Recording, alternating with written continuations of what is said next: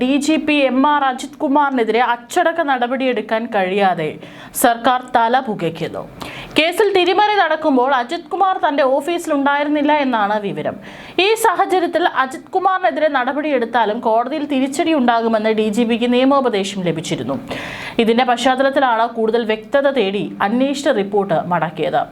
എത്ര അന്വേഷിച്ചാലും തന്നെ പ്രതിയാക്കാൻ കഴിയില്ലെന്ന് അജിത് ഉറച്ചു വിശ്വസിക്കുന്നു.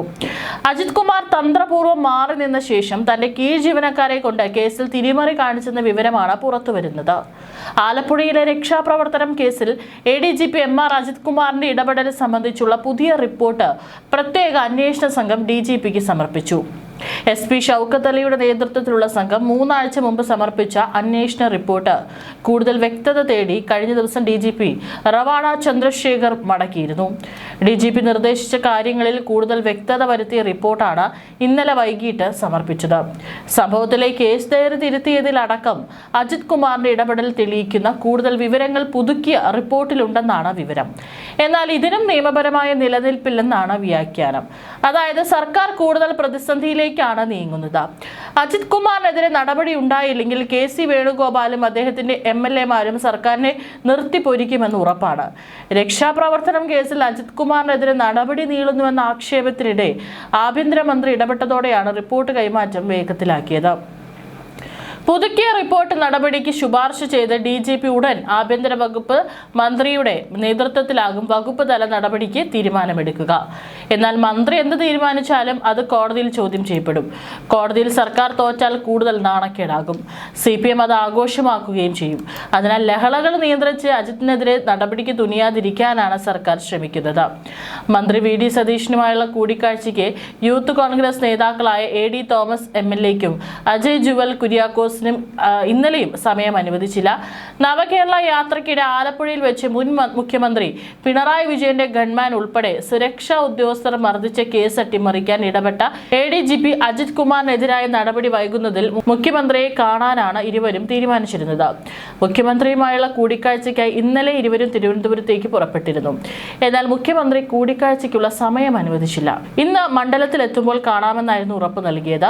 ഇത് പ്രകാരം AD തോമസ് MLA-യും അജയ് ജുവൽ കുര്യാക്കോസും ഇന്ന് എറണാകുളത്തേക്ക് വരാനായി തയ്യാറെടുത്തെങ്കിലും ഉച്ചവരെയും ഏത് സമയത്ത് കാണാമെന്ന കാര്യത്തിൽ മുഖ്യമന്ത്രിയോ മുഖ്യമന്ത്രിയുടെ ഓഫീസോ വിവരം നൽകിയില്ല. ഫോണിൽ ബന്ധപ്പെടാൻ പലപ്പോഴായി ശ്രമിച്ചെങ്കിലും സാധിച്ചില്ല. പിന്നീടാണ് കൂടിക്കാഴ്ച മറ്റൊരു ദിവസത്തേക്ക് മാറ്റാമെന്ന അറിയിപ്പ് ലഭിച്ചത്. തെരഞ്ഞെടുപ്പിൽ വൻ ഭൂരിപക്ഷത്തോടെ അധികാരത്തിൽ വന്ന UDF മന്ത്രിസഭയുടെ ആദ്യ തീരുമാനമായിരുന്നു രക്ഷാപ്രവർത്തന കേസിൽ SIT രൂപീകരണം. എന്നാൽ അന്വേഷണം പൂർത്തിയാക്കി റിപ്പോർട്ട് സമർപ്പിച്ചിട്ടും നടപടി വൈകുകയാണ്.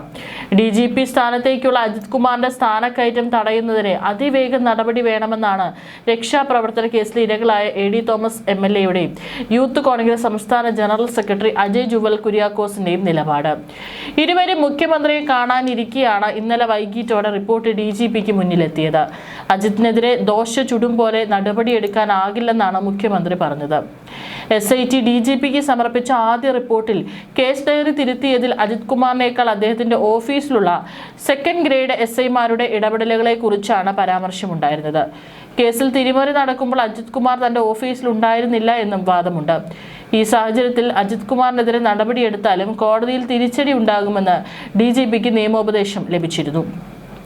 ഇതിന്റെ പശ്ചാത്തലത്തിലാണ് കൂടുതൽ വ്യക്തത തേടി അന്വേഷണ റിപ്പോർട്ട് മടക്കിയത്. അഗ്നിരക്ഷാ സേനാ മേധാവി നിതിൻ അഗർവാൾ 31-ന് വിരമിക്കുമ്പോൾ അജിത് കുമാറിന് DGP റാങ്കിൽ സ്ഥാനക്കയറ്റം ലഭിക്കാനിരിക്കുകയാണ്.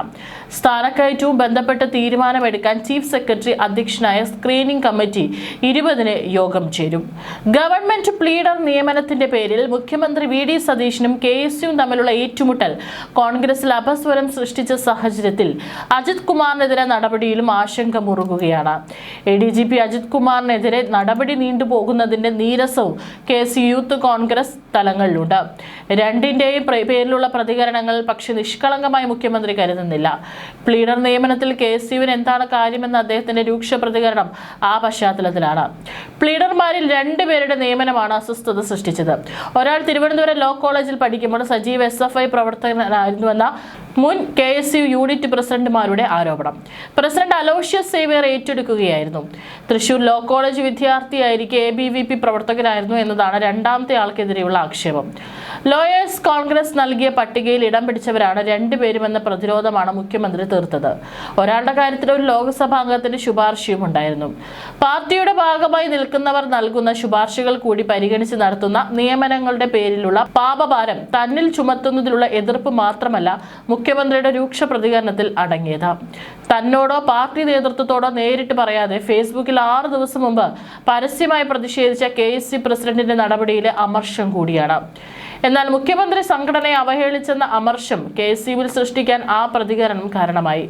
കോൺഗ്രസിനെ പ്രതിനിധീകരിക്കുന്ന 2 പേർ KSUവിന് പിന്തുണ പ്രഖ്യാപിച്ചതും മുഖ്യമന്ത്രിയോട് വിയോജിച്ചും ചാനൽ ചർച്ചകളിൽ രംഗത്തെത്തി.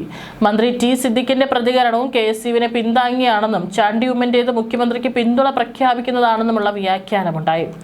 വീര്യം കുറഞ്ഞ മദ്യത്തിന്റെ നികുതി ഘടന നിശ്ചയിച്ച ഘട്ടത്തിൽ മന്ത്രി M ലിജുവിന്റെ വാക്കുകളിൽ മറനീങ്ങിയ അതൃപ്തിയുടെയും തെരഞ്ഞെടുപ്പ് കമ്മീഷണറായി N ശേഷാദ്രിനാഥിനെ നിശ്ചയിച്ചതിനെതിരെ KPCC general secretary PM Niyas ഉയർത്തിയ കലാപക്കൊടിയുടെയും തുടർച്ചയായാണ് KSU പ്രസിഡന്റിന്റെ പരസ്യ നീക്കങ്ങളെ മുഖ്യമന്ത്രി കാണുന്നത്.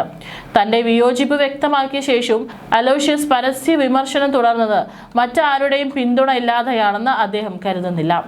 എന്നാൽ മുഖ്യമന്ത്രിയെ കാണാൻ ശ്രമിച്ചു നടക്കാതെ വന്ന സാഹചര്യത്തിലാണ് വീണ്ടും പ്രതികരിക്കേണ്ടി വന്നതെന്നാണ് അലോഷ്യസ് ചൂണ്ടിക്കാട്ടുന്നത്.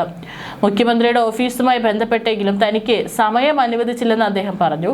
തുടർന്ന് KSUവിന്റെ വികാരം വ്യക്തമാക്കുന്ന കത്ത് കൈമാറിയതായും അറിയിച്ചു. വിവാദ നിയമനം തങ്ങൾ നൽകിയ പട്ടികയിൽ നിന്നാണെന്ന മുഖ്യമന്ത്രിയുടെ വിശദീകരണം ലോയേഴ്സ് കോൺഗ്രസ് ഇന്നലെ നിഷേധിച്ചത് പ്രശ്നം കൂടുതൽ സങ്കീർണമാക്കി. എന്നാൽ സംഘടന നൽകിയ പട്ടികയിൽ ആ പേരുകൾ ഉണ്ടായിരുന്നുവെന്ന് മുഖ്യമന്ത്രിയുടെ ഓഫീസ് ആവർത്തിച്ചു. രക്ഷാപ്രവർത്തനം കേസ് പുനരന്വേഷിക്കാൻ ആദ്യ മന്ത്രിസഭാ യോഗത്തിൽ തന്നെ തീരുമാനിച്ചു. മുന്നോട്ടു പോകുമ്പോൾ അജിത് കുമാറിന് വേണ്ടിയുള്ള രക്ഷാപ്രവർത്തനമാണ് നടക്കുന്നതെന്ന തരത്തിലുള്ള ചിത്രീകരണം ചിലർ നടത്തുന്നതിൽ മുഖ്യമന്ത്രിക്കും ആഭ്യന്തരമന്ത്രിക്കും വിയോജിപ്പുണ്ട്.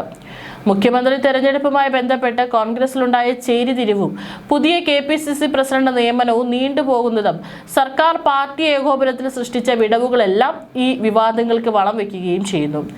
മുഖ്യമന്ത്രിക്കെതിരായ വിമർശനങ്ങളെ ആഭ്യന്തരമന്ത്രിയും ഇതര മന്ത്രിമാരും സന്തോഷത്തോടെയാണ് കാണുന്നത്. തനിക്ക് പണിഞ്ഞവർ അനുഭവിക്കട്ടെ എന്നാണ് ചെന്നിത്തലയുടെയും ചിന്ത.